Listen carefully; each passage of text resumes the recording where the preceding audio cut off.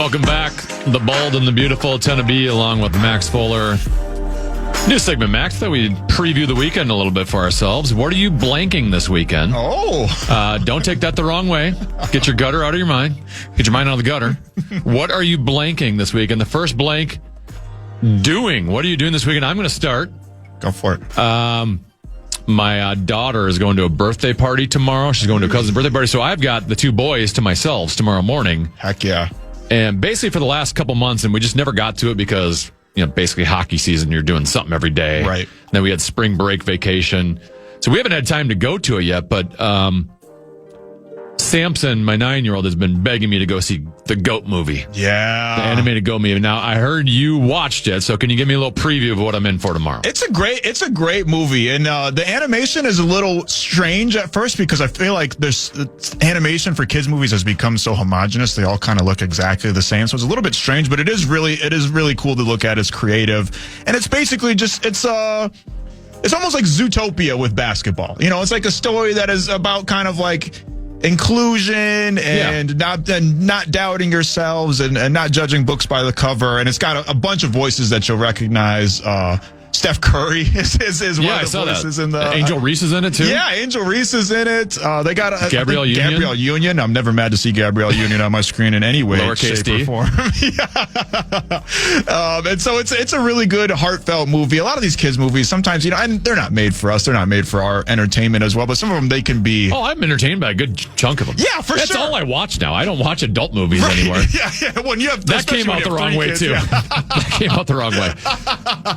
I mean, hey, speak for yourself, brother. Sometimes you got to go to that incognito window. But some of these kids' movies are a chore to get through, a slog. But this is not that. Did you watch Zootopia too? I did. That's great. I thought it was amazing. That's hard to match. Whenever you have the sequels, because the first one was pretty good. Yeah. And the second one's kind of similar in messaging and stuff, but the second one was really good, too. I thought the second one was just as good as the first. Me and my daughter actually ended up watching them back to back. The first time I saw Zootopia was actually in a college course.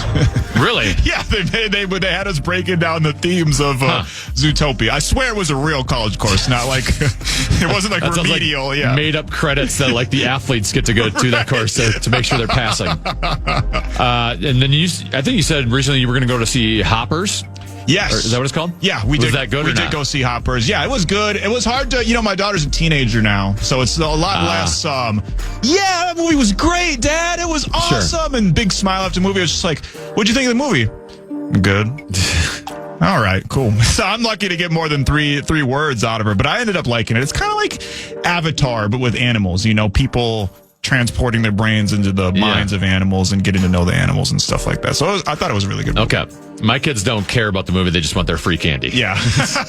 We kind of have the candy locked down a little bit at home. Mm-hmm. So when they'll go to any movie because they know they're getting candy and a big blue icy too. My daughter, she's such a goody two-shoes, so she gets a kick out of little small mischievous things, and she loves sneaking outside food into the movie theater. That's like her favorite thing. Yeah. Like she gets such a rush from it, like a kleptomaniac or something. Like she's just like, yeah, let's get Chipotle. Let's sneak in Blizzards next time. Part of a bank heist next time. Yeah, she probably when she's an adult. What are you doing this weekend? Tend to be, I'm despite my radio persona, I'm a guy that really values peace and quiet. This is all just a bit, this is just a character. I'm not this extroverted guy. I'm more monk-like when I'm off the radio. And as a parent, peace and quiet, it's a premium. It's rarer than diamonds. And I'm an avid library goer. I could go to the library, but that gets pretty crowded on the weekends. It gets pretty busy. So where is somewhere I could go completely peaceful, quiet, nobody around? Please tell me there's a Target Field joke. I'm going to go to the Twins game this weekend. There'll be nobody there to bother me. And apparently I'll also have maybe it'll even be a darkness retreat because we're getting reports out of Target Field right now that the power is out. They had a power outage at Target Field right now. Since we talked, have we heard if they got the power back yet? I have not heard that if they've got the power back yet, but everybody that's there, all our reporter friends are saying that the power is out. And, the whole stadium lost power, and apparently some nearby buildings in the neighborhood lost power. Glad to see that Target Field is run like my apartment building. I haven't seen any posts yet on X that it's come back. I was waiting for the cliche, the lineup doesn't have any power. But I thought Meat Sauce had the best joke. On X, he wrote, Did the poll ads not pay the bill? Which is brilliant. Jesus. What are you watching this weekend? You know, from a sports standpoint, I don't really have anything on like Netflix that I'm like set to be watching at this point. Sports wise, obviously got the Final Four games tomorrow night. I'll probably tune into those. I watch every Wild game, and I guess what's unique about those this weekend is they play Ottawa tomorrow at noon. They play Detroit Sunday at noon. And those two teams are among basically 3 or 4 teams in the East that are battling for the last playoff spot. Right now, Ottawa and Detroit are both tied for the last playoff spot with 88 points, and they both have 7 games remaining. So the Wild are going to have a little bit of an input on what happens for that final playoff spot in the East. So that's what I'm going to be watching. What are you going to be watching? That's exciting. Play a little spoiler. You know, I have a million things on my watch list. I always do. But, you know, for the last year, I've been working 60 hours a week, 6 to 7 days a week. So I haven't got a chance to watch all the things that I want to watch. But one thing that I have been tuned into the first couple episodes of at the behest of one Corey Cove is this Born to Bowl documentary. It's on. Where can I find that? It's on HBO Max. It's basically Hard Knocks, but with professional bowlers. Even down to Liev Schreiber is the narrator of the entire documentary, the same guy that does it for Hard Knocks. And it's a peek into the lives of professional bowling, which spoiler alert is less than glamorous. I was gonna say, should I have any interest in this? You would think not. And the first episode is kind of just your standard sports documentary, but the second episode, these guys hate each other's guts. Like, people that think sports these days are too buddy-buddy, boy, do I have a sport for you. It is professional bowling. If you like Bud Grant, you'll like professional bowling. Love professional bowling. If you like the Malice at the Palace, you'll like professional Do they have bowling. Jersey chasers? That's what I want to know. I haven't gotten to that part they yet. haven't seen any, but none of that. Okay. I bet they do. Yeah. Oh, yeah. Some gutter gals waiting at the... Literally in the gutter. In more ways than one. Rock bottom.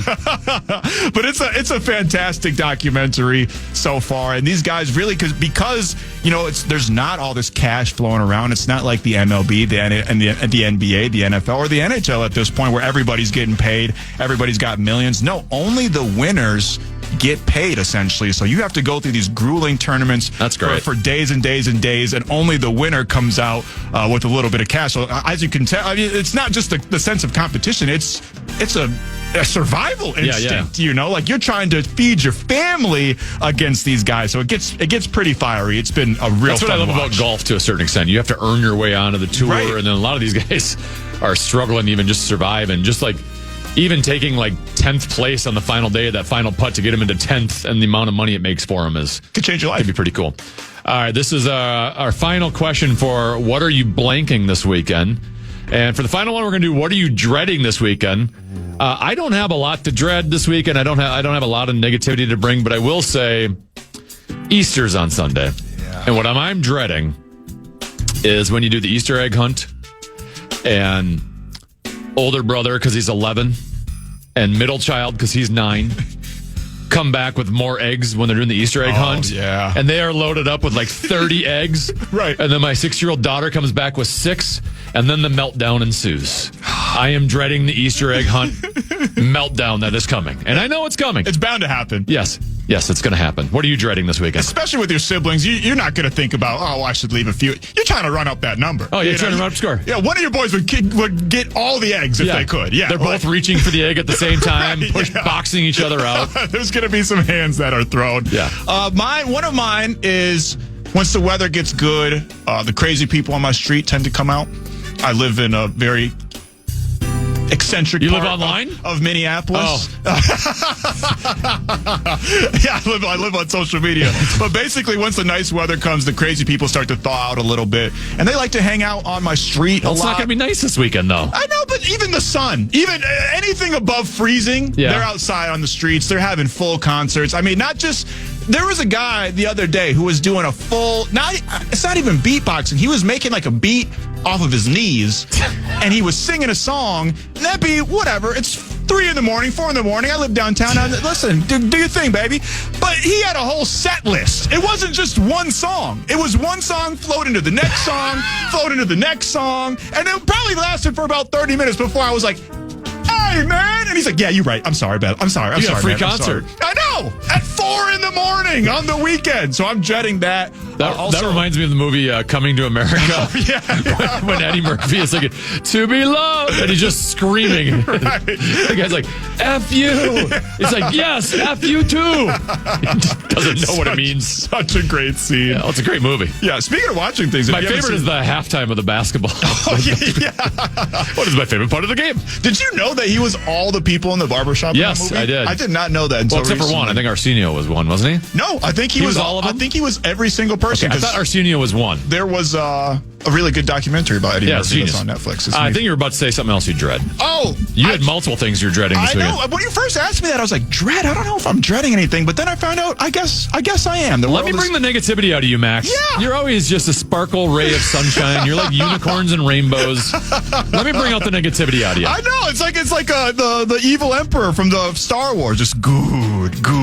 But I'm dreading a little bit. I've been getting back into online gaming, playing like, NBA 2K or something like that online. Yeah. I'm dreading these teenagers, man. I think I lost my touch. I don't have the same reaction speed as I used to. And it's like Harvey Dent said in The Dark Knight. You either die a hero or you live long enough to see yourself become the villain. But I'm kind of on the other end. I've lived long enough to see myself become the victim. Because I remember being the young guy being like, yeah, you trash. Log off, bro. You just talking mad crap to every single person that I'm playing. And now that's me. I'm on the Father other time end. Is undefeated. It really is. I'm the unk on the other line. Like, hey, man, I just got off a long day of work. I was just trying to have fun. And there's some kid just 360 windmill dunking on me, sending me voice notes, taunting me. So I'm dreading just getting my butt whooped in those games again. I feel the same way about old men hockey.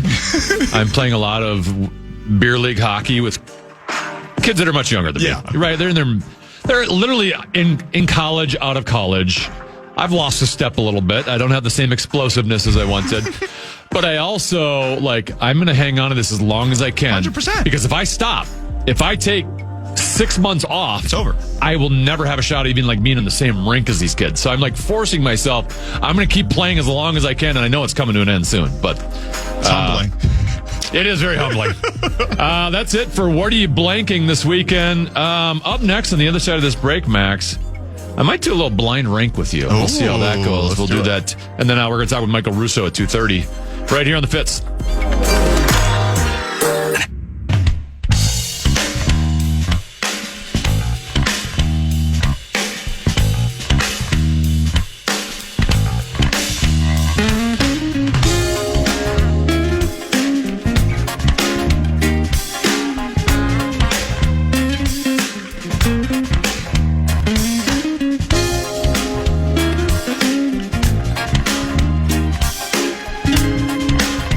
To be along with Max Fuller. We'll be talking Minnesota Wild hockey with Michael Russo in about 10-15 minutes. But it's now time for Blind Rank.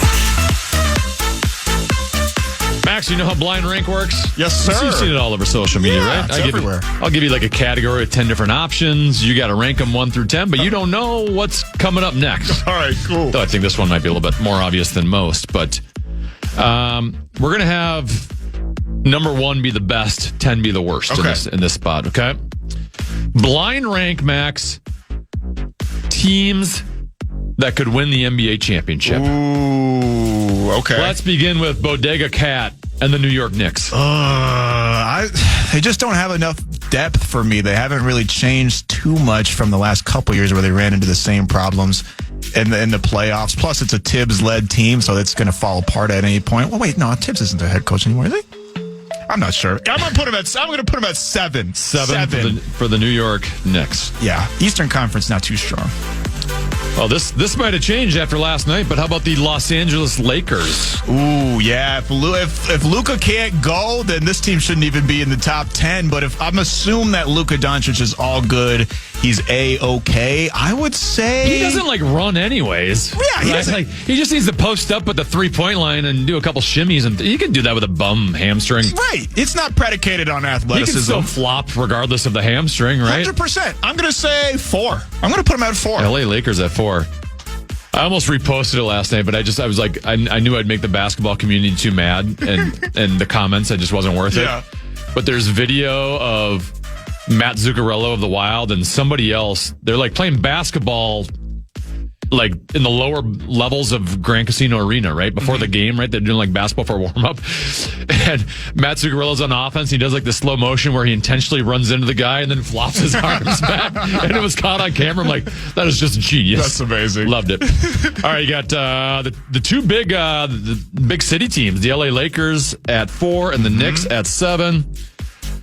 How about the Boston Celtics? Where are you ranking them? Ooh, man. Right now, because Cade Cunningham is not in the lineup for the Detroit Pistons right now with the collapsed lung. We don't know. That sounds painful, by the way. Yeah, it sounds just absolutely awful. I can't even imagine what he's going through in the recovery process right now. If we're to believe Mark Rosen, he'll be back sooner rather than later, but I haven't seen any official reports stating that, and I would imagine a collapsed lung takes a little bit to recover from. Rosen will be on top of it. Yeah, 100%. So I'm going to say the Boston Celtics, man, I got to give them third because if there's no Cade Cunningham, I think the Boston Celtics walk to the NBA Finals. All right, you got Celtics at 3, Lakers at 4, Knicks at 7. How about the Denver Nuggets? Ooh, man. I'll go 6 on the Denver Nuggets. They obviously have Nikola Jokic, who, according to Dane and a lot of people, is the MVP, could be the MVP of the league. He's, there's no argument that he's one of the best players of all time. And when he's playing at his peak powers, it's not like other teams where if their best player is playing their best, that Luka's best doesn't necessarily mean that it's the team's best. You know what I'm saying? He might go out there and score 50, 60 points and then nobody else scores, like we saw when the Mavericks made it to the finals. But Nikola Jokic at his peak powers means the entire team is playing at their peak powers because he kind of activates the rest of that team, but they don't have the same depth that they've had in years past. This is a team that took the Oklahoma City Thunder to 7 last year, but again, they don't have that same firepower, so I'm going to put them at 6. By the way, I just saw Labelli kneel to it. I just thought the power outage would be like a 5-minute thing and then be back on. He says Twins announced that pregame ceremonies will be delayed while XL Energy works on getting the power back on. What if the game doesn't start on time? I mean, this is just too good. You couldn't script a bit better than this. The power went out at 1:51, so we're now at 32 minutes of not having power. Which also means like the heaters aren't working there. No, and it's a cold day out there. They're trying to sell concessions. Yeah. Oh my gosh. Man, all the warm beer. That $2 beer is about to be 2-cent beer in a second here. Oh. Target Field, once again, is managed the same way my apartment building is managed. All right, got Celtics at 3, Lakers at 4, Nuggets at 6, and Knicks at 7. How about... You've been talking very highly about them today, the Detroit Pistons.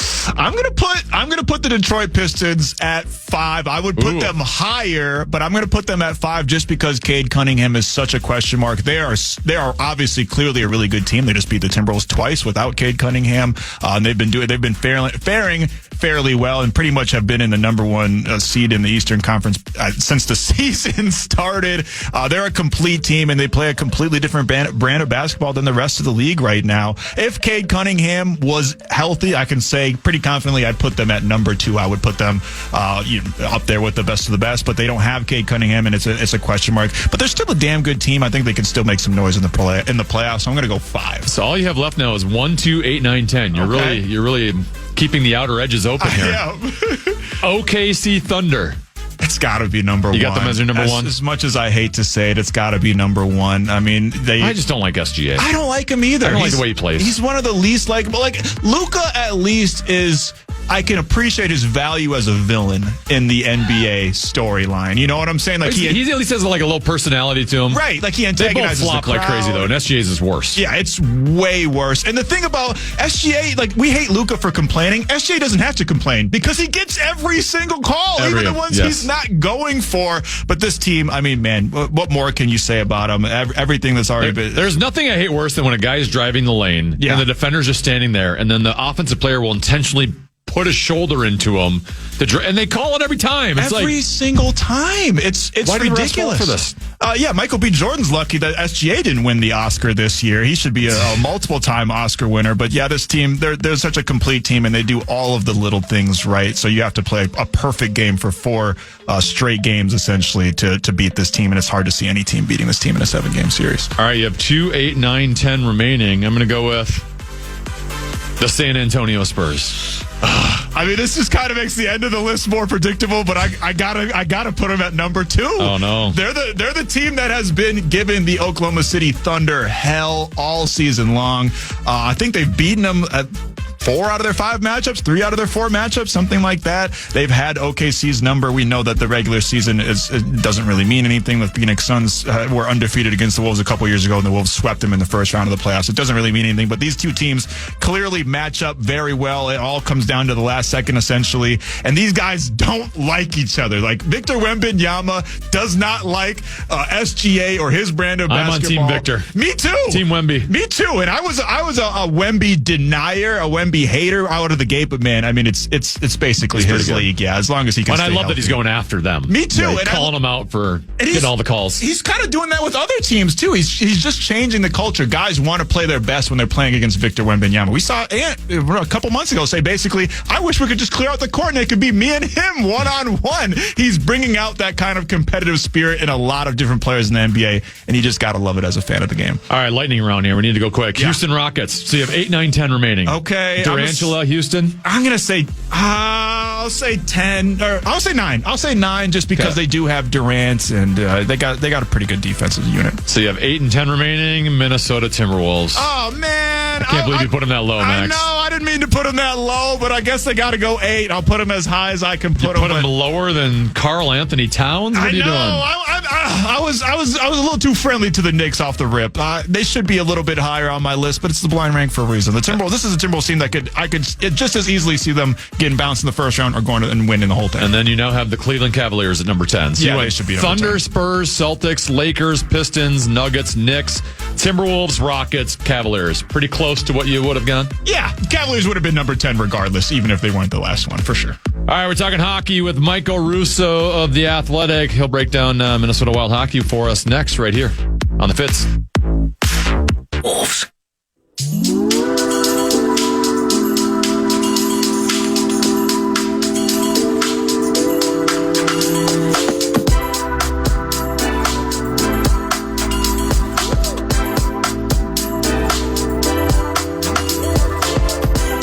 Final segment of the 10 of Fitzgerald. Max Fuller with me as well. Pleased to be joined by Michael Russo, who covers the Minnesota Wild for The Athletic. Hello, Michael. How are you doing?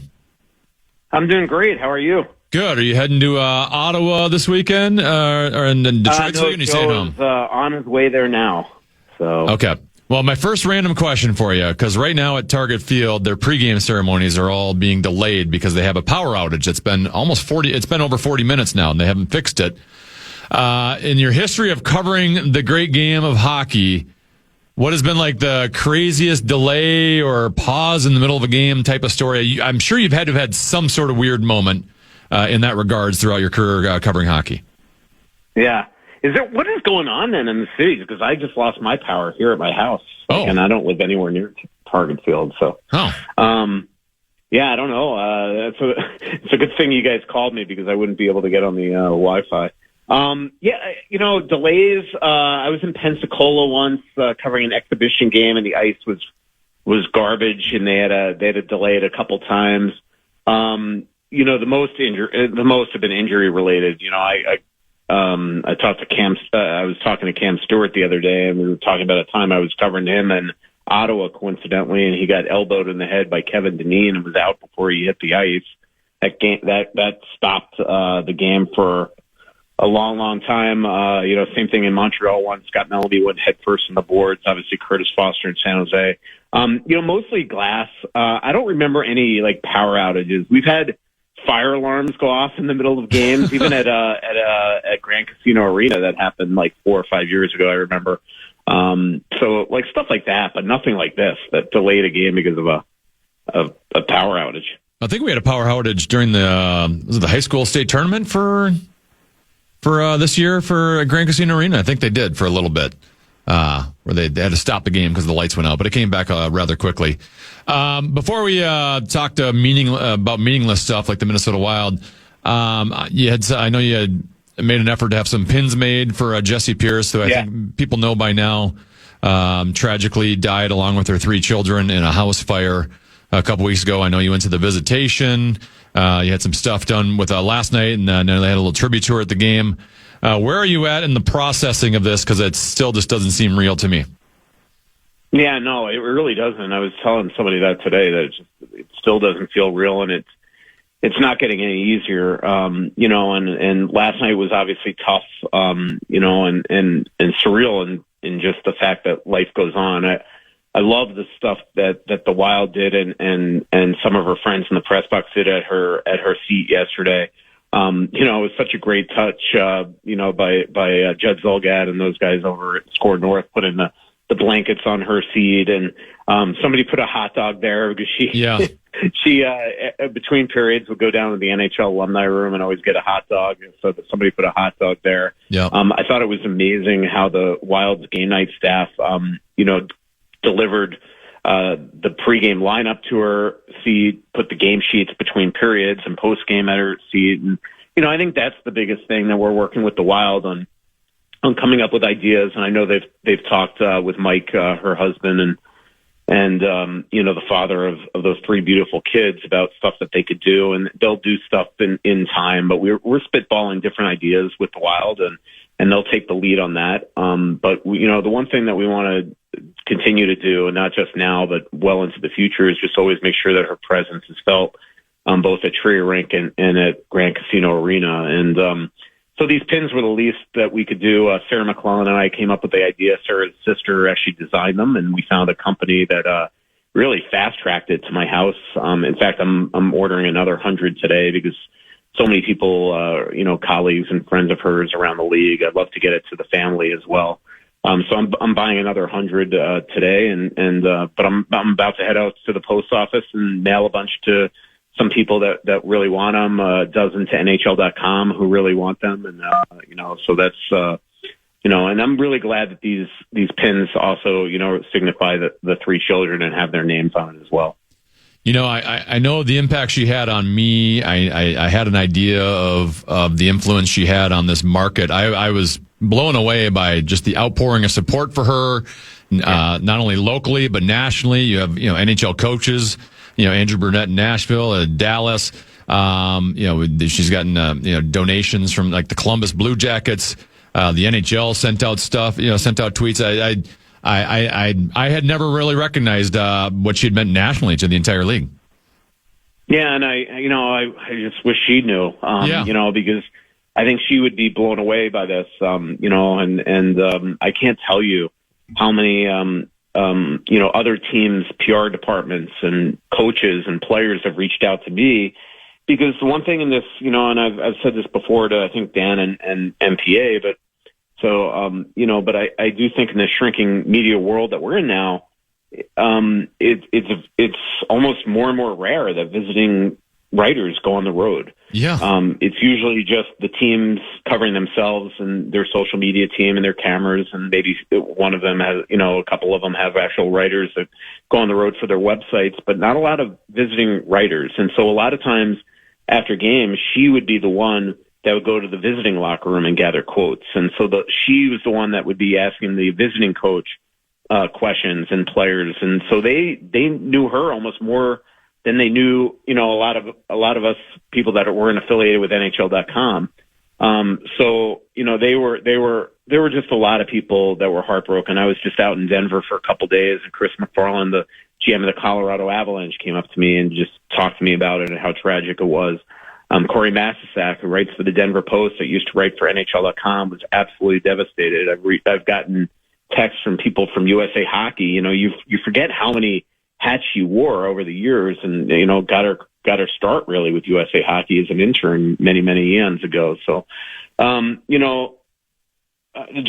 just a brutal thing, and I pray for the family, pray for Mike, her husband, and she was just a really, really good friend and had this way of sort of, brightening your day. And a lot of times I'm the one that needs to have my day brightened a lot. So, she was great at that.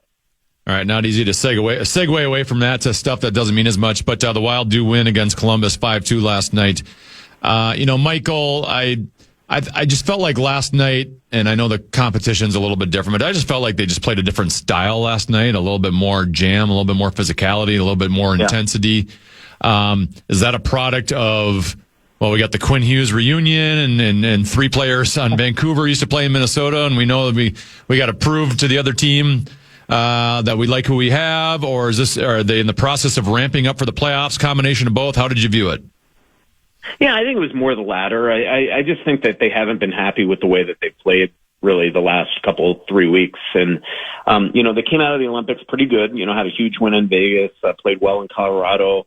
And they played well coming out of the Olympics. And then they just hit a rut, especially against teams that were non-playoff teams. And obviously Vancouver is the worst team in the NHL and lost it last night with the loss as securing the 32nd pick and the best odds in the lottery coming up. And I just think the Wild just were trying to play with a mindset that was more like their identity. Now, again, they've got to continue it. But last night looked much more like themselves. They controlled a lot of the game, even, look, the 4-on-4, the goal against and the power play goal against, I think the Wild felt that Liam Ogren dived. Either way, it was not a good penalty for Eric Sinek to take 200 feet in front of his net, and they paid for it, right? Hartman loses his guy on the 4-on-4, and then the power play goal. And by the way, the Vancouver power play is one of the best in the NHL for the last, several weeks. In fact, the best, in terms of, without Quinn Hughes, who would have thought? And all that stuff. What's that? Without Quinn Hughes, who would have thought?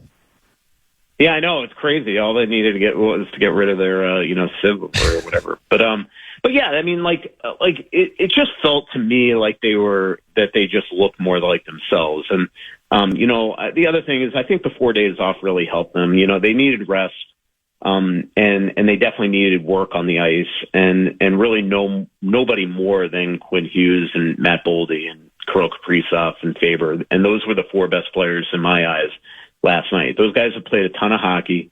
They've been in a rut, especially Boldy. Quinn has been sort of bleeding chances. And I think that Quinn and Faber were reunited last night, played really, really well. Quinn was a +4, looked more like himself, and Boldy just had played with that pop that we came to expect the first half of the season. And he just looked like he was sort of back. And I just think he's been tired. I mean, these guys have been running. It's not just the amount of games they've played. It's they go to the Olympics, they go the distance in the Olympics. Then they are running around, to Miami and Washington, and Quinn's going back and forth to New York twice for Saturday Night Live and the Fallon show, and they've got all these obligations off the ice. And I just think that they just sort of needed even more than a physical reset, a mental reset. And I think those 4 days really came at a perfect time for the Wild, and very abnormal in this type of condensed season to have 4 days off at this time of year. And it really could set them up well here, coming down the stretch, playing the final 7 games before the playoffs, especially against the Dallas team that has also played obviously a ton of hockey, but doesn't have that break, and is starting to get really ratcheted with injuries. So I was going to ask you then, with 7 games remaining, because this is a team that really hasn't found their game over the last month and change. But obviously, as you said, rest is very important, and you got some performances out of some guys last night that needed that rest. If you're John Hines, how do you balance the last 7 games between making sure guys maybe get a rest if possible, but also trying to find your game for the playoffs? Yeah, I asked John that after the game, and the one thing I will say, and I said this to PA yesterday too, or maybe Barrero, is that I do think that because we're in our little bubble here, that a lot of fans don't look at obviously Colorado and Dallas, and all 3 teams have really been very choppy since the Olympics. I just think it's hard for these teams to get up knowing that they're pretty much locked and loaded where they are in the standings. Dallas has not been very good at all lately, and last night they looked much more like themselves, especially Jake Oettinger in that shutout. So that's one. But in terms of what your question is, I asked Hines that, and what Hines basically said after the game is that they're going to get through the weekend. They have a plan. But it sounds to me like he wants to play his pretty much his lineup these next 2 games in Ottawa and Detroit, and continue to build their game to prove that last night wasn't a one-off. So play, more their lineup and continue to try to build. And then next week, as they get home against Seattle and they have sort of 5 games left, is then start to really come up and maybe give guys rest, throw in a Nico Sturm every now and then, throw in a Robbie Fabry, play a Damon Hunt and a Jeff Petrie, and start giving guys rest. The one game I would do, the one balance that I'm going to be really interested in is the game in Dallas to start the 3-game road trip. Because you're playing against the team that you want to play, that you're going to play in the playoffs. But do you really have to play your full team to try to get some sort of confidence going into that series, or is it more prudent to make sure that guys like Matt Boldy and Quinn Hughes and Kirill Kaprizov and these guys don't play? Because could you imagine? Take what liberties would with the them. incentive would be for a Dallas Stars team to try to hurt those guys? Yep. So. And it could be vice versa too. Like if I'm Dallas, do you really want Michael McCarron and Marcus Foligno and these guys, hitting Jason Robertson and Rupe, if Rupe's back and all those guys, so like Wyatt Johnston. So I'll be interested if that's more like a preseason lineup. We've seen it before where the Wild will actually call up guys from the minors for these type of games. Yeah. Remember the game in Nashville a couple of years ago, like Damon Giroux made his NHL debut and, they've done this stuff before and it wouldn't shock me if the Wild, do those type of maneuvers. Well, it would be interesting if they were actually maybe in a position to catch Dallas at that point. Then would that change your mind, right? Like right now, it doesn't seem like they're going to catch Dallas, but all of a sudden you win 2 this weekend and you have a game in hand, and that game could be very interesting. How much does home ice mean? Yeah, I think it means something, especially in this series where the Wild just, historically, since I've covered the team, this and before. Dallas is one of the toughest buildings that this organization's ever played in. They just don't win there a lot. So, maybe that would be something worth doing. The problem is that the regulation wins tiebreaker, the Wild are not. There's no way it's already locked that Dallas is going to win that.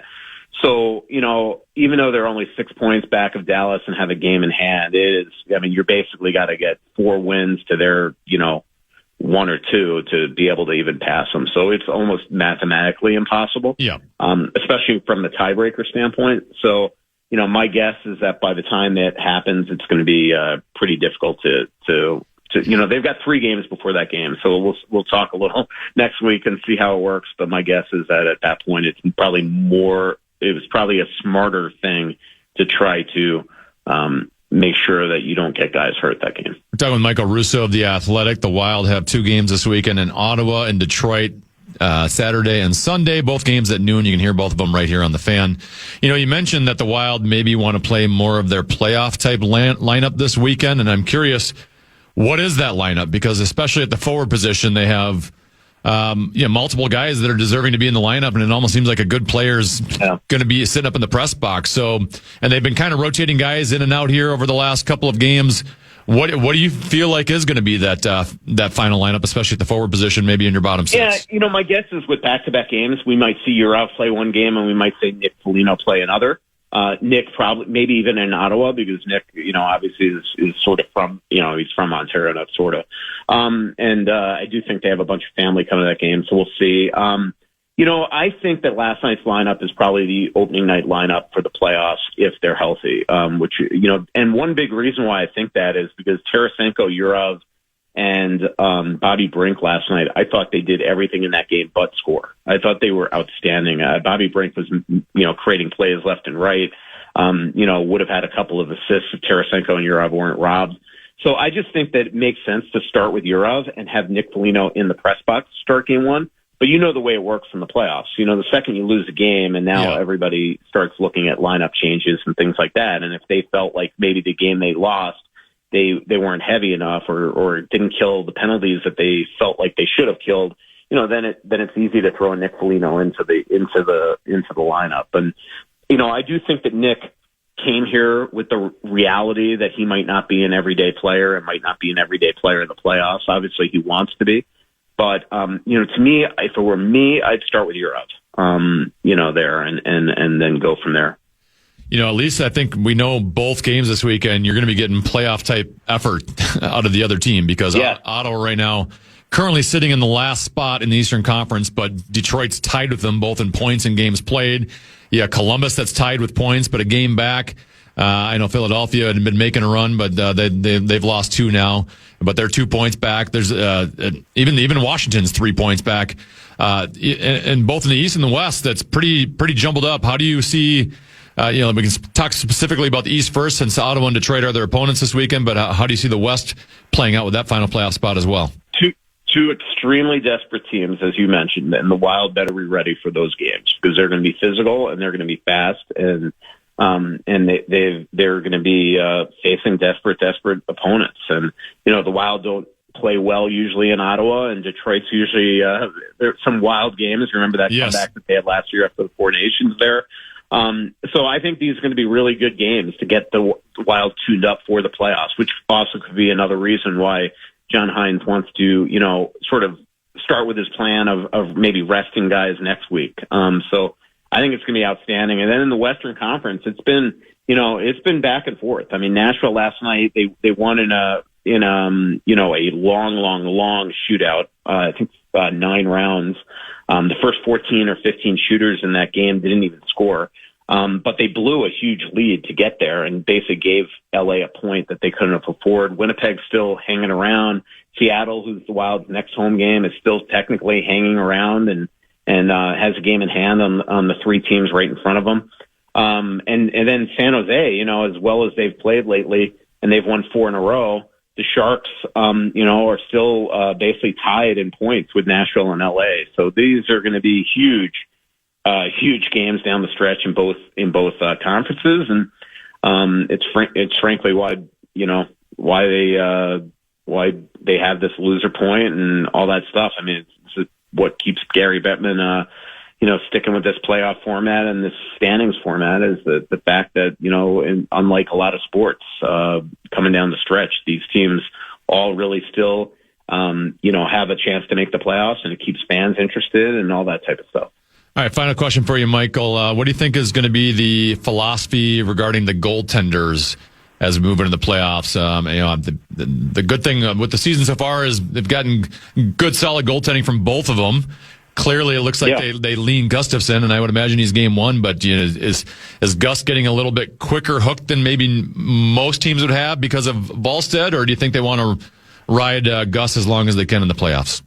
I think they would love to ride Gus and not mess around with their goaltending like they've done a couple times in the past. Obviously, you remember the year that Cam Talbot was on fire down the stretch. I think he had points in 13 straight games, and they just started flurry come playoff time. And then the one year they played Dallas where Gus had like the 50-save win in double overtime on the Ryan Hartman goal. And then next game 2, inexplicably, Marc-Andre Fleury started. And so, look, the one thing I don't think that we'll see is strict rotation like we saw earlier in the season when the Wild were playing really, really well. In fact, I asked Wallstedt that yesterday morning, and he even admitted that would be very hard to do in the playoffs. If you get a shutout or a huge win by Gustafsson, it just makes no sense to change the goaltender the next night, even though there have been teams that have done that in the past and it's worked. So my guess is that, it's Gus is going to get a little bit of a runway.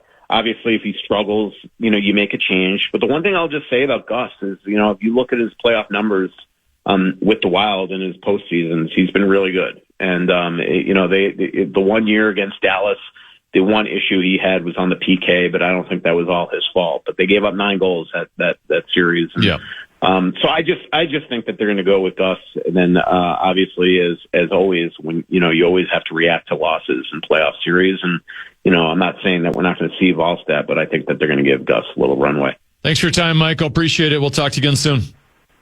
Yep. See you, Brandon. Take care. Michael Russo covers the Minnesota Wild for The Athletic. We've been keeping you updated on the power outage at Target Field. The power is back. XL Energy comes through. But Dan Hayes is almost out for like an hour at Target Field and the surrounding neighborhoods. Dan Hayes of The Athletic says he's been told it will take 10 to 30 minutes for the Target Field scoreboard to be in working order. Plus, we have to run through the pregame ceremonies, which were scheduled to start 40 minutes before first pitch. So it still might be another hour here before they start this game. Well, they won't need the scoreboard very much for the way that they've been playing throughout most of the season. And also, Yeah. That was negative. Yeah. Well, they need the scoreboard to be in working order because it changes numbers quite a bit on the one side. That is true. Ours could probably stay at zeros. Jim's next article should be, will the Polads fix their relationship with XL Energy? Thank you, Max. Appreciate it. Love always working with you. Love working with you. Love working with you. Thanks to all of our guests, Pat Micheletti, Dane Moore, Michael Russo. Common will be back on Monday. Thank you so much for listening today. Have a good weekend. It's been a good day. Listen back to any of Common Man's programs by podcasting on the iHeartRadio app or KFAN.com.